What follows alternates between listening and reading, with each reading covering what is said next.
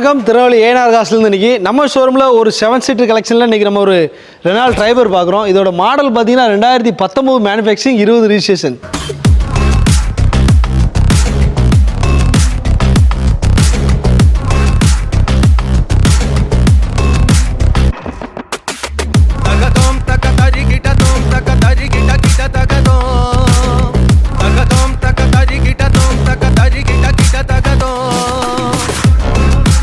இந்த வண்டியோட வேரியன்ட் பார்த்தீங்கன்னா RX Z ஒரு டாப் மாடல் வண்டி தான். இதில் ஏசி பவர்சிங் பவரோட 4 வீல் அலாய் வீல் அது பூஸ்ட் பட்டன் ஸ்டார்ட் எல்லாமே வந்துடும்.